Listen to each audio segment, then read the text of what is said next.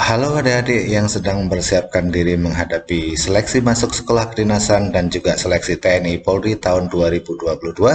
Assalamualaikum warahmatullahi wabarakatuh. Salam sejahtera buat adik-adik semuanya. Semoga adik-adik selalu dalam keadaan sehat dan selalu bersemangat untuk mempersiapkan diri menghadapi berbagai seleksi yang akan segera hadir. Dalam video kali ini saya akan membahas tentang tes wawasan kebangsaan soal terbaru 2022. Fokus pembahasan ada pada fungsi dan kedudukan Pancasila.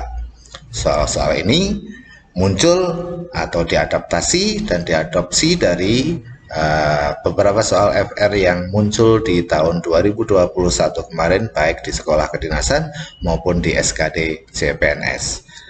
Bagi adik-adik yang belum subscribe, silahkan ringankan jari Anda subscribe. Insya Allah ada doa dari kami sehingga rekan-rekan bisa berhasil meraih cita-cita ya. Oke, mari kita langsung masuk ke soal dan pembahasan. Nomor 1, Pancasila digunakan sebagai landasan untuk mengatur penyelenggaraan ketatanegaraan serta seluruh kehidupan berbangsa dan bernegara. Hal ini sesuai dengan kedudukan Pancasila sebagai, kata kunci dari soal ini adalah mengatur penyelenggaraan ketatanegaraan serta seluruh kehidupan berbangsa dan bernegara. Bernegara ya. Oke, artinya ini ya, ketatanegaraan dan bernegara, berbangsa. Itu artinya kedudukan Pancasila sebagai dasar negara. Oke, adik-adik silahkan dicari dan dipahami sebagai pandangan hidup bangsa itu apa, sebagai moral pembangunan bangsa itu apa, sebagai perjanjian luhur bangsa itu apa, sebagai jiwa dan kepribadian bangsa itu maksudnya apa, Pancasila itu. Silahkan ya.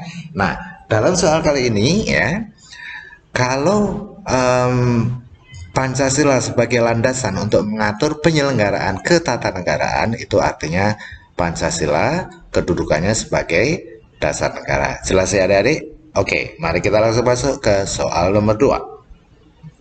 Pancasila adalah ideologi yang terbuka. Batas-batas keterbukaan ideologi Pancasila tersebut adalah sebagai berikut, kecuali berarti ada salah satu yang bukan menjadi batas keterbukaan ideologi Pancasila ya.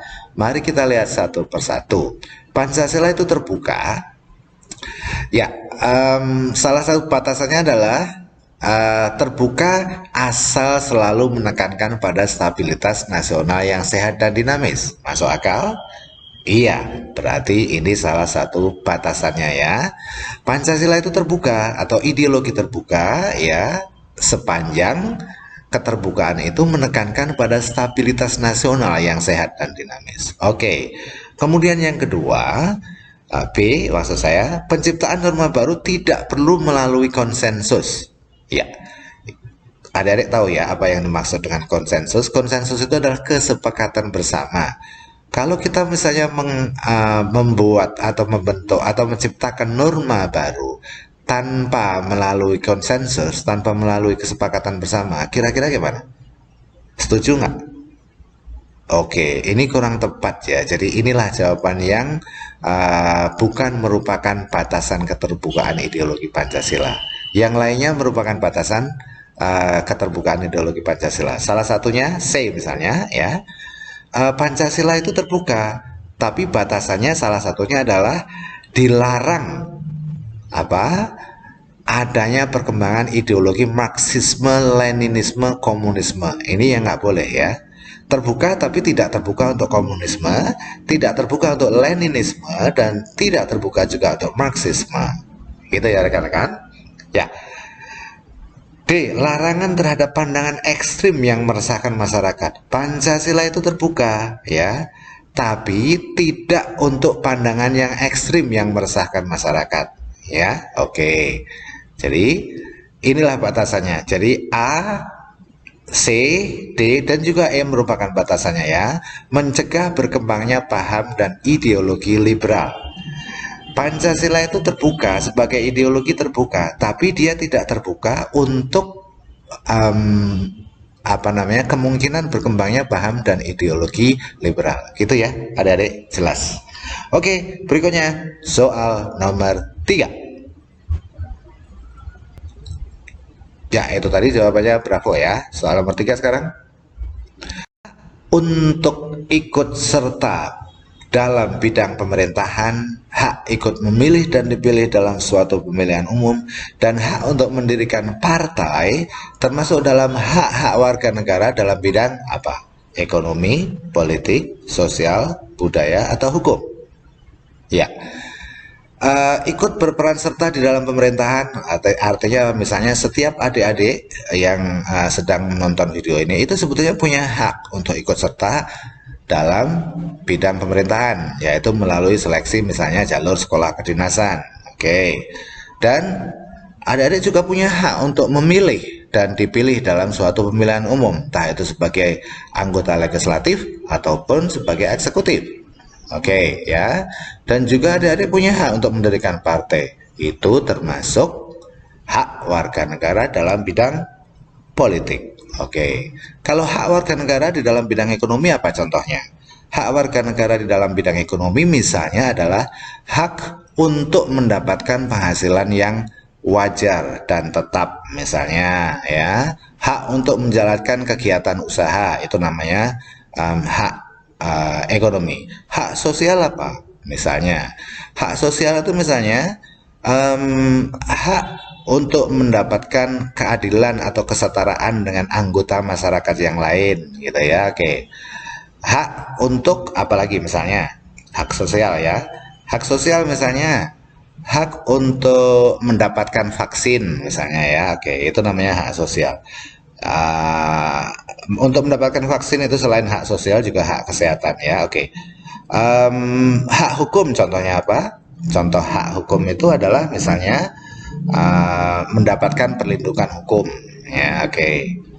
Hak budaya itu apa? Artinya kita punya hak untuk apa namanya ya, berbudaya atau berkegiatan tentang kebudayaan ya, misalnya seni ya. Oke ya, selesai adik-adik. Berikutnya kita masuk ke soal nomor 4. Kedudukan dan fungsi Pancasila sebagai falsafah hidup bangsa Indonesia merupakan A. Keyakinan yang memiliki kebenaran. B. Sikap mental, tingkah laku, dan amal. C. Petunjuk, penuntun, dan pegangan sikap atau pandangan hidup. Atau D. Pedoman berbangsa dan bernegara.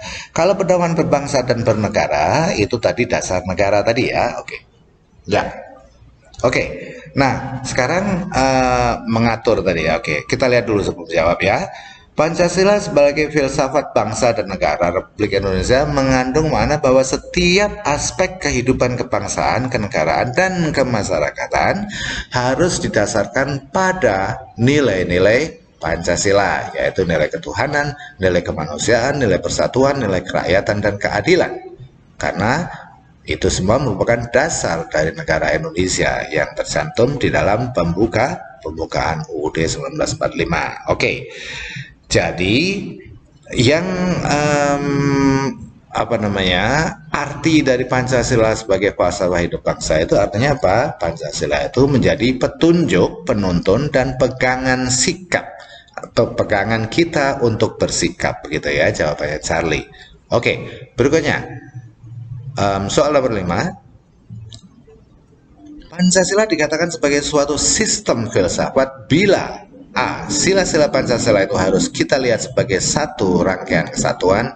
Ya, Pancasila itu merupakan satu kesatuan ya. Oke. Harus kita pahami sebagai totalitas. Ya, kita harus memahami Pancasila itu sebagai satu kesatuan atau sebagai suatu totalitas. Susunan dan bentuknya hierarkis piramidal. Ya, artinya apa? Artinya sila pertama menjiwai dan menjiwai dan ya menginspirasi sila kedua. Sila pertama menjiwai sila kedua, 3, 4, dan 5. Dan sila kedua dijiwai oleh sila pertama dan menjiwai sila 3, 4, dan 5. Nah, itu namanya piramidal ya, hierarkis piramidal gitu ya. Oke, makin tinggi atau makin di atas dia makin mengecil ya. Oke, jadi ya jawaban soal nomor 5 ini adalah semua jawaban benar. Oke, adik-adik. Baik adik-adik, sebelum saya lanjutkan, saya mohon izin untuk sekedar memberikan informasi kepada adik-adik, khususnya yang menginginkan ya. Kita lihat berikut ini. Adik yang menghendaki bimbel kedinasan dengan guru peduli atau dengan taruna luhur, ada paket TIU atau paket TWK atau paket TKP. Jadi satu paket hanya terdiri dari satu materi, satu TIU, satu TWK atau TKP ya. Biayanya 400.000 ya. Oke. Kalau yang tertarik silahkan nanti hubungin nomor telepon yang saya tuliskan di bawah. Ya, oke. Dan ada juga paket bimbel kedinasan, paket SKD lengkap. Ya, oke. Lengkap itu ada TIU, TWK, dan TKP ya. Biayanya hanya 900.000 rupiah. Oke. Dan kalau adik-adik mau latihan, ada paket tryout SKD kedinasan yang harganya sekitar 100.000 ya. Dan Anda mendapatkan, kalau menggunakan kode referral, Anda mendapatkan diskon 25.000. Nanti di dalam deskripsi akan saya tuliskan linknya, adik-adik bisa klik link di sana. Jangan lupa kalau mau beli paketnya, masukkan kode referralnya ya. Jadi Anda akan mendapatkan potongan sebesar 25.000 rupiah. Dan bagi adik-adik yang di Jakarta atau di Palembang atau mau untuk di karantina atau mau mengikuti bimbingan belajar kedinasan karantina di Palembang dan Jakarta, ada program kami ya, program bimbel kedinasan karantina garansi lulus Palembang dan Jakarta. Kalau tidak lulus, uangnya kembali.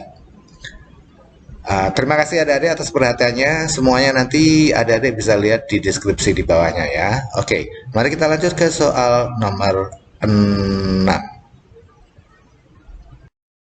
Anak-anak dieksploitasi orang tua untuk membantu mencari nafkah. Pembantu rumah tangga disiksa atau tidak diberi gaji.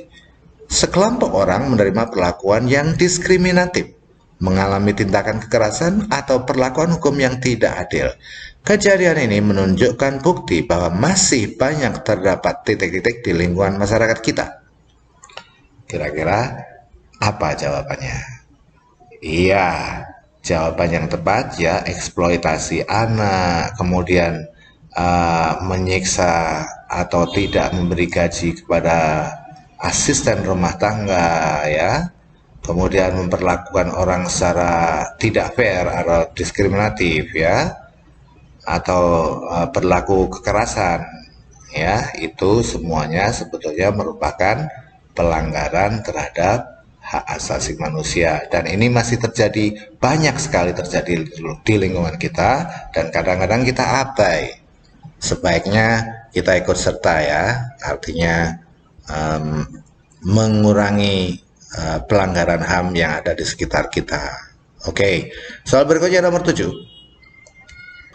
PKI dibentuk setelah BPUPKI selesai menjalankan tugasnya. Sehari setelah proklamasi kemerdekaan negara RI, PPKI melaksanakan sidang perdananya yang menghasilkan beberapa keputusan penting bagi bangsa Indonesia. Yang tidak termasuk putusan penting dari sidang tersebut adalah, ini sidang pertama ya, sidang pertama. Jadi yang tidak termasuk hasil dari sidang pertama mana? Oke, sidang pertama itu menghasilkan, menetapkan dan mengesahkan UUD 1945 pada tanggal 18 Agustus 1945 ya, ini betul. Memilih presiden dan wakil presiden RI yang pertama, betul. Membentuk Komite Nasional Indonesia Pusat yang akan membantu kerja presiden dan wakil presiden, betul. Jadi A, B, C betul. Jadi yang tidak betul atau yang bukan merupakan putusan penting dari sidang tersebut adalah D, membentuk 12 departemen dan menunjuk pejabat kementeriannya. Kenapa? Karena ini adalah hasil pada sidang PPKI yang kedua gitu ya. Oke, jadi delta ini bukan hasil dari sidang pertama, tapi merupakan hasil pada sidang kedua. Jelas ya adik-adik? Berikutnya soal nomor 8. Dan PBUK pertama mengkaji tentang dasar negara yang akan dijadikan landasan pada saat Indonesia merdeka. Pada saat itu, Insinyur Soekarno mengusulkan Pancasila dengan urutan A. Nasionalisme, ketuhanan, dan seterusnya. B. Internasionalisme, nasionalisme, mufakat, dan seterusnya. C. D dan E. Menurut adik-adik, salah satu cara mengingat yang mudah, ya, salah satu cara mengingat yang mudah itu adalah usulan Pak Soekarno itu, ya. Salah satunya adalah ketuhanan yang berkebudayaan, ya. Ketuhanan yang berkebudayaan, dan itu ada di posisi terakhir. Ya, jelas ya adik-adik. Kalau usulan Muhammad Yamin yang diusulkan pada tanggal 29 itu menggunakan kata peri kemanusiaan, ya, peri keadilan, ya, apalagi peri ketuhanan, ya. Oke, jelas ya adik-adik. Jadi itu semuanya, ya, jelas ya. Jadi jawabannya adalah Charlie. Kalau Supomo, ya, itu usulannya salah satu ciri khasnya dia itu adalah keseimbangan lahir dan batin, gitu ya. Keseimbangan lahir dan batin itu usulan uh, Bapak Profesor Supomo itu sebetulnya merupakan atau samalah dengan ketuhanan. Apa namanya? Intinya adalah ketuhanan, keseimbangan antara lahiriah dan batiniah, gitu, gitu ya. Oke. Berikutnya soal nomor 9. Kondisi dinamis bangsa Indonesia yang berisi keuletan dan ketangguhan dalam menghadapi dan mengatasi segala ancaman, gangguan, hambatan, dan tantangan, baik yang datang dari luar maupun dari dalam negeri, langsung ataupun tidak langsung disebut, iya, kondisi dinamis. Ini kata kuncinya keuletan, ya, berisi keuletan, ya, ketangguhan, kemampuan, berarti namanya ketahanan. Keuletan, kemampuan, ketangguhan itu persamaannya adalah ketahanan. Jadi ini adalah ketahanan nasional. Soal nomor 10. Dimaksud dengan hubungan kausal organis antara pembukaan ini soal sering sekali muncul, ya, di beberapa tahun terakhir ini. Jadi jangan sampai adik-adik salah. Yang dimaksud dengan hubungan kausal organis antara pembukaan UUD 45 dengan batang tubuhnya adalah sebagai berikut. Kecuali apa? A. Pasal-pasal dalam UUD 45 merupakan jabaran dari isi pembukaan. Apakah benar pasal dalam UUD 45 itu adalah jabaran dari pembukaan? Betul ya, oke. B. Pembukaan UUD 45 yang memuat dasar filsafat negara dan batang tubuh UUD merupakan satu kesatuan? Iya, satu kesatuan ya. Karena apa? Karena nilai-nilainya itu ada di mana? Ada di pembukaan, sementara uraiannya ada di mana? Ada di batang tubuhnya atau pasal-pasalnya. Pembukaan UUD 45 tidak dapat dipisahkan dari batang tubuhnya. Dia satu kesatuan, tapi bukan berarti tidak bisa dipisahkan, ya. Ini yang kurang tepat. Jawabannya adalah Charlie, ya. Ini kurang tepat. Oke. Ya. Kemudian apa bedanya C dengan D? Pembukaan UUD 45 tidak dapat dipisahkan dari batang tubuhnya, tetapi tetap merupakan rangkaian. Nah, dia tidak dapat dipisahkan, tapi, ya, dia dapat pembukaan UUD 45 tidak dapat dipisahkan dari batang tubuhnya, tapi tetap merupakan rangkaian kesatuan. Ini maksudnya bukan tidak dapat, ya. Ini pembukaan UUD 45 dapat dipisahkan dari batang tubuhnya, tetapi tetap merupakan rangkaian kesatuan nilai dan norma yang terpadu. Maaf, ini salah, ini bukan tidak, ya. Jadi pilihan jawabannya tadi Charlie, ya. Oke. Jelas ya adik-adik? Ya. Sebagai konstitusi UUD 1945 merupakan uraian rinci dan rangkaian makna dari nilai-nilai Pancasila. Betul, karena Pancasila itu ada pada alinea keempat pada pembukaan tersebut. Jelas ya adik-adik? Oke. Itu tadi soal terakhir pada video kali ini. Manfaat. Semoga kalian semuanya berhasil lulus dengan nilai terbaik dan dapat meraih cita-cita yang sudah selama ini Anda inginkan. Dan salam sukses selalu, salam guru peduli. Thanks for watching. Jangan lupa untuk likes, ya. Tulis komen dong. Masa adik-adik pada malas menulis komen? Tulis komen, kemudian tuliskan permintaan kalau ada, ya. Oke. Terima kasih. for watching, atas perhatiannya. Wabillahi taufiq wal hidayah. Doa kami untuk adik-adik semuanya. Wassalamualaikum warahmatullahi wabarakatuh.